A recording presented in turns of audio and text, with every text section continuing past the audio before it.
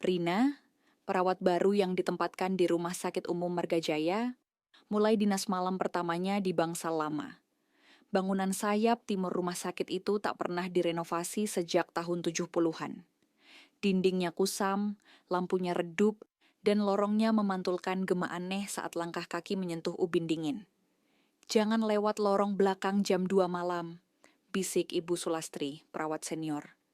"Kalau dengar suara perawat menyanyi lagu keroncong, abaikan saja." Rina hanya tertawa kecil. Mitos di rumah sakit memang banyak, tapi baginya semua itu hanya cara orang lama menakut-nakuti pegawai baru. Tapi malam itu, saat jam menunjukkan pukul 02.07, Rina tengah mencatat kondisi pasien ketika dari lorong belakang terdengar samar suara perempuan menyenandungkan lagu Bengawan Solo. Suaranya lirih, seolah berasal dari radio tua. Penasaran, Rina berjalan ke lorong belakang. Di ujung lorong, berdiri seorang perawat dengan seragam putih model lama, lengkap dengan topi kecil khas tahun 60-an. Ia membelakangi Rina, menyapu lantai sambil terus menyanyi. "Nona, perawat jaga, boleh saya bantu?" tanya Rina. Perawat itu berhenti menyanyi dan perlahan berbalik. Wajahnya pucat, matanya kosong. Di dadanya tersemat pin nama, Suster Lestari, 1965. Rina terpaku, kakinya tak bisa digerakkan. Tapi Suster Lestari hanya tersenyum, lalu berjalan menembus dinding tepat di sebelah ruangan 304. Keesokan harinya, Rina bertanya pada bagian administrasi tentang Suster Lestari. Tapi tak ada yang mengenal nama itu. Bahkan ruangan 304, katanya, sudah dikosongkan sejak tahun 1998 dan tak boleh dipakai. Penasaran, Rina nekat mengakses ruang arsip lama. Di tumpukan berkas berdebu, ia menemukan folder kuning bertuliskan Insiden 1965, Bangsal Timur. Isi dokumennya mengejutkan. Tertulis bahwa seorang perawat bernama Lestari dibunuh di ruang 304 pada malam penjagaan tanggal 30 September 1965. Pelakunya tak pernah ditemukan. Sejak saat itu, ruang 304 selalu dihuni pasien yang kemudian meninggal tanpa sebab jelas. Laporan terakhir. Ruang ditutup permanen, dilarang digunakan kembali. Malam berikutnya, Rina mendapat tugas jaga lagi. Kali ini, ponselnya berdering jam 2.04. Nomor tak dikenal. Ia angkat dengan ragu.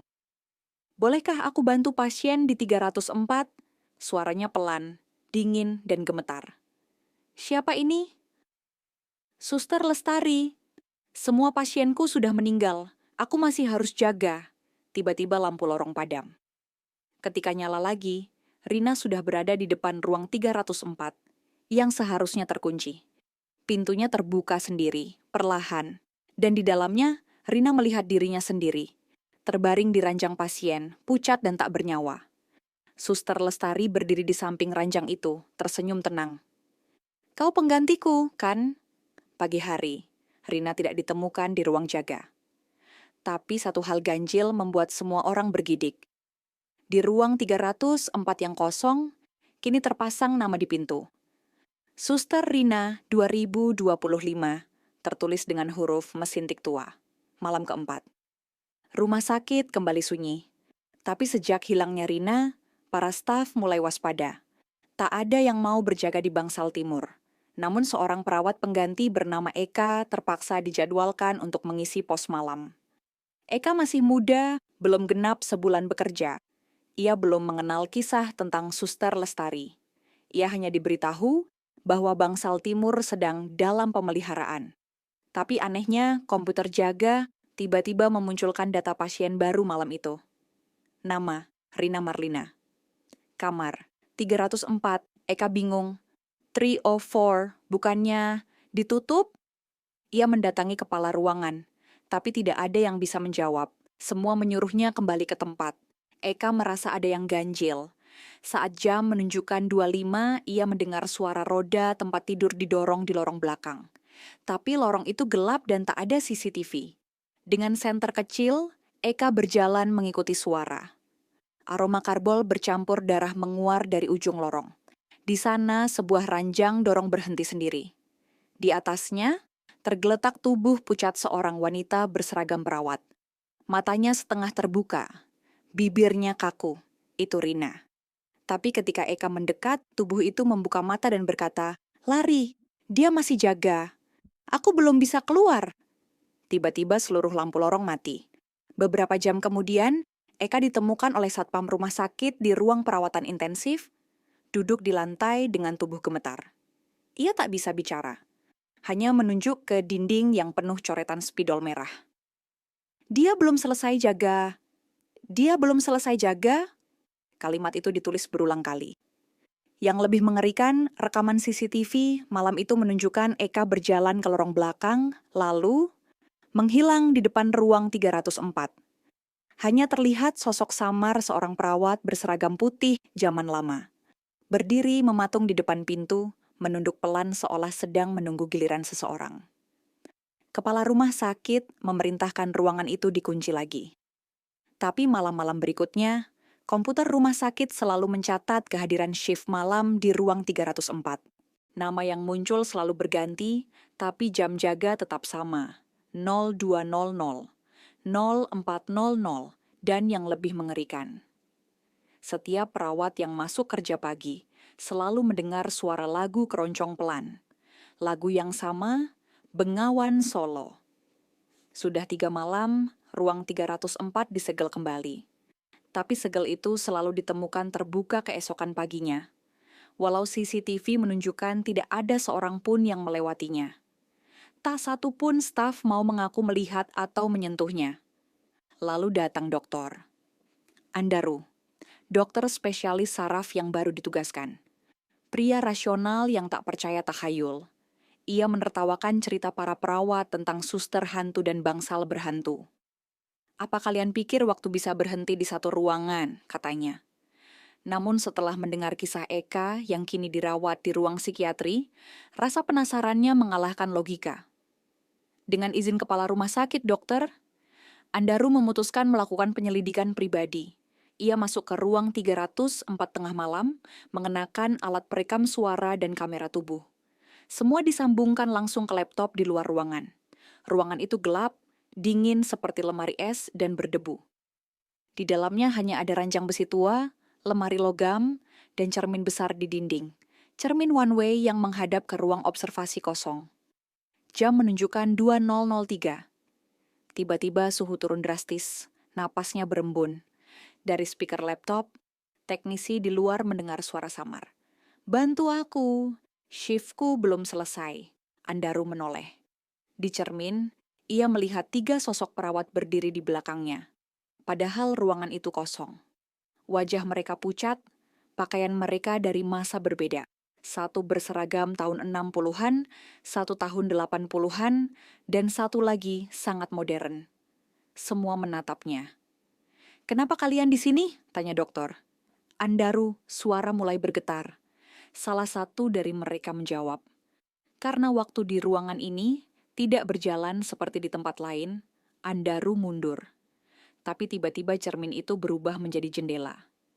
Ia melihat bangsal tahun 1965, lengkap dengan pasien berselimutkan koran, alat medis kuno, dan seorang kepala rumah sakit dengan jas putih dan kumis tebal sedang marah-marah kepada perawat muda, Suster Lestari. "Jangan terlalu dekat dengan pasien politik itu. Kalau sampai terjadi apa-apa kau ikut lenyap." Tiba-tiba jendela itu tertutup kabut. Cermin kembali jadi pantulan. Tapi kini, Andaru tak bisa melihat dirinya sendiri. Hanya terlihat Suster Lestari berdiri sendirian, memegang jam saku tua. Jarumnya berhenti di angka 2.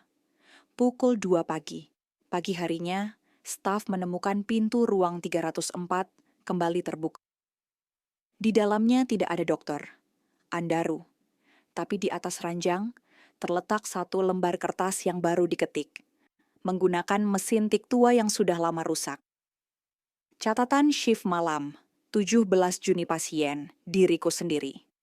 Penanggung jawab, Suster Lestari. Waktu jaga selamanya, dan di bagian bawah kertas itu tertulis samar, yang datang akan tinggal, yang melihat akan menggantikan, yang bertugas tak pernah benar-benar pulang. Seminggu setelah hilangnya dokter, Andaru, rumah sakit Margajaya mendadak kehilangan 5 pasien dari bangsal biasa. Semua menghilang tanpa jejak, tanpa saksi, tanpa rekaman CCTV. Yang tertinggal hanya gelas plastik berisi air putih di meja samping tempat tidur. Semuanya dengan bekas bibir yang sama. Salah satu keluarga pasien, seorang ibu bernama Bu Narti, mengaku menerima telepon dari anaknya, Yugo, 2 hari setelah dinyatakan hilang. Bu, aku dipindahkan. Katanya cuma sebentar di ruang perawatan khusus. Tapi kenapa di sini lampunya kuning dan suster-susternya bisu semua? Setelah itu, telepon terputus. Catatan medis menunjukkan tidak ada pasien atas nama Yugo di ruangan manapun sejak malam itu. Tapi seorang petugas kebersihan mengaku melihat siluet orang terbaring di ruang 304, meski ruang itu dikunci dari luar. Ketika staf membuka ruangan esoknya, ruangan kosong. Tapi, di pojok ruangan, berdiri satu tempat tidur lipat, dan di atasnya ada catatan tulis tangan. Saya sedang dirawat. Tolong jangan dibangunkan. Yugo. Sementara itu, rumah sakit menerima suster magang baru dari luar kota. Namanya Fitri, mahasiswi tingkat akhir jurusan keperawatan dari universitas swasta. Ia tak tahu apa-apa tentang ruang 304 atau kisah suster Lestari. Fitri senang mendapat tugas shift malam. Ia anggap ini kesempatan belajar yang luar biasa. Pada malam pertamanya, jam 2 pagi, Fitri melihat lampu menyala dari ruangan yang seharusnya dikosongkan. Tak ada nomor di pintunya. Hanya papan kayu usang yang menggantung miring. Karena penasaran, ia mengetuk pelan. Permisi, ada pasien? Dari dalam, terdengar suara perempuan. Suster, pasien sudah siap untuk dirawat. Fitri membuka pintu perlahan. Di dalamnya, ia melihat versi dirinya sendiri, sedang menyuntikkan cairan infus ke pasien tak dikenal. Perawat itu menoleh, wajahnya sama persis dengan Fitri. Tapi matanya gelap, tak berkedip. Tenang saja, ucap sosok itu. Kita semua pernah magang di sini. Tiba-tiba, ruangan itu menghilang. Fitri mendapati dirinya berdiri di lorong gelap, sendirian. Dengan seragam perawat dari tahun 60-an melekat di tubuhnya. Ia melihat pantulan dirinya di kaca, dan topi perawat model lama tersemat di rambutnya.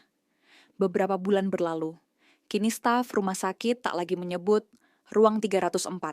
Mereka menyebutnya ruang shift, tempat siapapun bisa masuk, tapi tak semua keluar. Di papan jadwal shift malam, setiap pukul 2 sampai 4 pagi, tertulis nama-nama yang tidak lagi bekerja di rumah sakit. Nama-nama yang telah menghilang. Rina, Eka, Dr. Andaru, Yugo, Fitri, dan yang paling atas, Suster Lestari. Jam dinding di Bangsal Timur kini berhenti di satu waktu, pukul 2 pagi. Dan jika kau melewati lorong belakang saat jam itu, kadang kau bisa mendengar suara keroncong lama dan langkah kaki suster yang berjalan perlahan, mencarimu. Di salah satu sudut ruang arsip rumah sakit yang nyaris dilupakan, seorang pustakawan tua bernama Pak Jatmiko sedang membersihkan rak lemari besi yang nyaris berkarat. Ia menemukan sebuah kotak kecil dari kayu jati yang terkunci. Aneh, karena tak ada catatan tentang kotak itu di inventaris rumah sakit. Setelah membukanya dengan paksa, di dalamnya terdapat satu benda. Surat tangan yang dilipat rapi, ditulis dengan tinta hitam di atas kertas tua. Bagian atasnya tertulis, Margajaya, 28 September 1965. Kepada siapapun yang membaca ini di masa depan. Isi suratnya menceritakan suara-suara yang menghantui rumah sakit sejak penangkapan seorang pasien politik bernama Darmadi, yang terjadi diam-diam malam hari oleh tentara berseragam gelap. Ia dirawat di ruang 304. Perawat yang saat itu berjaga malam, Suster Lestari, dilaporkan hilang keesokan paginya. Tapi seorang saksi mata terakhir menyatakan bahwa Lestari menolak meninggalkan pasiennya. Bahkan saat tentara memerintahkan semua staf keluar. Aku lebih percaya sumpah perawat daripada perintah apapun, tulisnya. Aku akan tetap di sini, menjaga mereka yang tak bisa bersuara. Di bawah surat itu tertempel potret lama, foto usang berwarna sepia. Suster Lestari tersenyum tenang, berdiri di samping ranjang pasien dengan nomor 304, yang membuat bulu kuduk berdiri. Di cermin belakangnya, terlihat pantulan beberapa wajah tak dikenal. Semuanya adalah orang-orang yang kini hilang dari rumah sakit. Malam hari, seorang relawan medis bernama Arta kebetulan bermalam di rumah sakit karena kebanjiran di asramanya. Ia tidak tahu apa-apa tentang ruang 304, tapi ia menyukai bangunan tua dan berinisiatif bersih-bersih. Pukul 1.58, ia menyapu lorong timur yang biasanya gelap. Ia berhenti di depan dinding usang yang mulai berjamur. Terlihat seperti dinding biasa, tapi ada goresan nama-nama yang terukir halus. Puluhan nama dengan tahun berbeda di sampingnya. Semuanya diukir seperti batu nisan kecil. Satu nama yang membuatnya terpaku. Arta Nugraha, 2025. Ia belum pernah menuliskan itu. Belum pernah bertugas di sana. Tapi namanya sudah ada. Diikuti oleh garis horizontal. Masih kosong di ujungnya, seperti menanti tanggal. Tiba-tiba lorong di belakangnya menjadi sunyi senyap, lampu mati. Hanya terdengar satu suara yang memecah keheningan. Suara napas berat dari balik pintu 304. Pintu terbuka sedikit. Arta melangkah mundur, tapi tubuhnya tak bisa bergerak. Suatu gaya tak terlihat menariknya perlahan ke ambang pintu. Di dalam, lampu kuning menyala. Seorang perawat berdiri membelakanginya. "Selamat datang," bisiknya. "Aku sudah tunggu penggantiku." Perawat itu membalikkan badan. Wajahnya persis Arta, tapi lebih tua, lebih pucat, lebih letih. Ia tersenyum samar dan mengenakan nama tag bertuliskan Arta Shift Tetap. Kini setiap tahun, pada malam 30 September, rumah sakit mengadakan pemutihan nama staf. Tapi tak ada yang bisa menghapus nama-nama yang muncul sendiri di komputer, tertulis dengan font mesin tik tua. Pasien baru selalu bilang, saat mereka dibius, mereka melihat bangsal tua dengan jendela kayu dan suster-suster berwajah asing yang berjalan tanpa suara. Beberapa bahkan mengatakan mereka bermimpi menjadi perawat, meski mereka bukan. Memegang baki obat, mendengar suara keroncong, dan tiap mimpi selalu berakhir di lorong gelap. Yang berujung pada pintu bernomor 304. Tanggal 1 Oktober dini hari, rumah sakit Marga Jaya lebih sepi dari biasanya. Hujan turun tanpa suara, hanya lampu lorong yang bergetar samar, menciptakan bayangan panjang di lantai. Pukul 1.55, komputer pusat sistem shift berbunyi sendiri. Mesin jadwal otomatis yang tidak terpakai sejak beberapa bulan lalu. Layar menyala pelan. Satu nama muncul, shift abadi. 0200, SOD selesai. Nama R. Pratiwi. Status calon suster. Tetap yang membuat petugas jaga ketakutan, nama itu adalah nama seorang mahasiswi yang baru saja meninggal 2 hari lalu akibat kecelakaan saat KKN dan tidak pernah bekerja di rumah sakit ini. Tapi sistem terus mencetak lembar tugas malam atas nama itu. Dan setelah dicocokkan, hasil forensik menunjukkan bahwa almarhumah Pratiwi pernah magang di ruang bangsal belakang pada tahun 2019. Namun tidak pernah dilaporkan masuk. Tak lama, salah satu satpam melihat seorang perempuan berjalan melewati pintu kaca depan. Mengenakan seragam putih bergaya lama, rambut disanggul, langkah pelan, dan di dadanya menggantung name tag. R. Pratiwi, shift malam.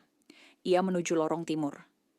Petugas UGD bernama Rizal, satu-satunya yang tersisa di ruang depan malam itu, mulai menerima gangguan di monitor.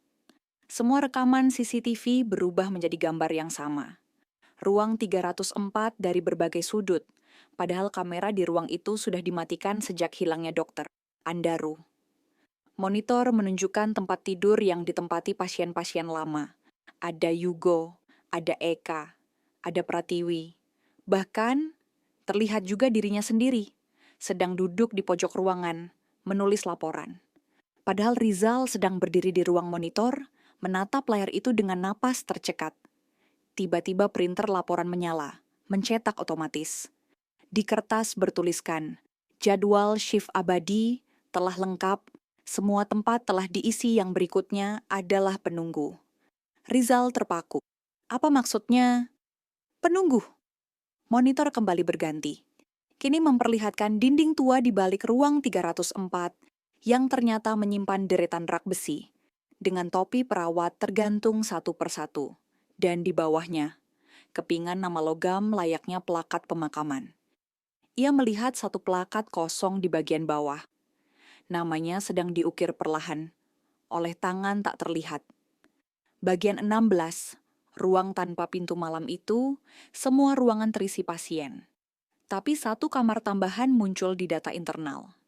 Ruang 000, non-fisik akses Suster Lestari. Petugas tidak bisa menghapusnya. Bahkan sistem yang digunakan sudah terputus dari server pusat, tapi nama kamar itu terus muncul di semua perangkat.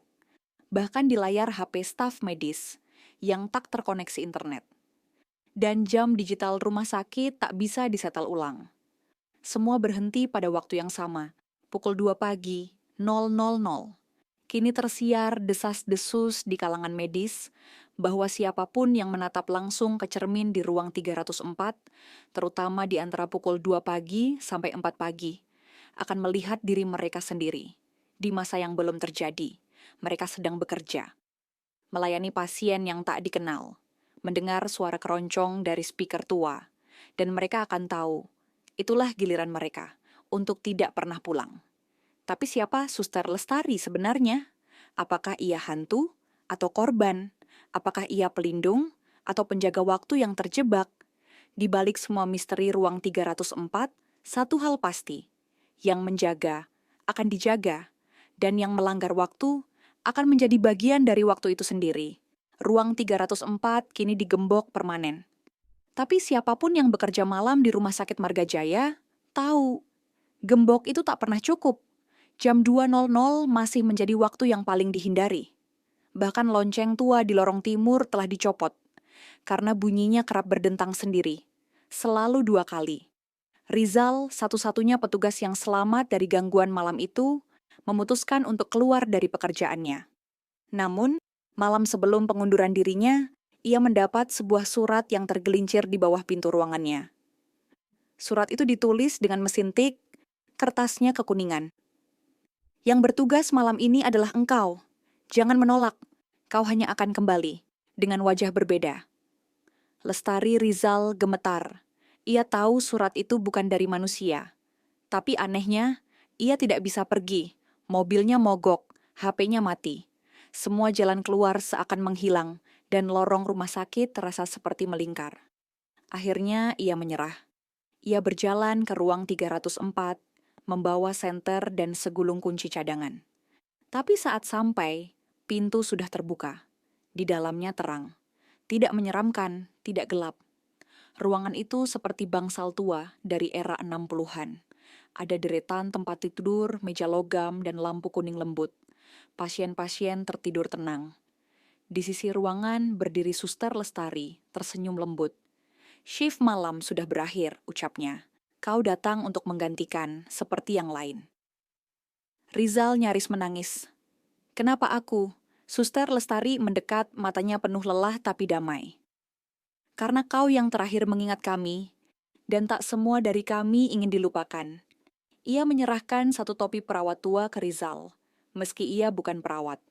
Dan saat Rizal menyentuhnya, semua suara menghilang. Keesokan harinya, ruang 304 kembali kosong. Tapi di kaca cermin di ruang ICU, seseorang melihat pantulan yang ganjil. Ada 2 perawat berjalan berdampingan, satu perempuan bersanggul, satu pria muda mengenakan topi perawat tua. Keduanya tersenyum, membawa baki obat menuju lorong yang tak lagi ada. Dan di papan shift hanya tertulis satu kalimat. Semua tugas telah selesai, yang berjaga kini beristirahat.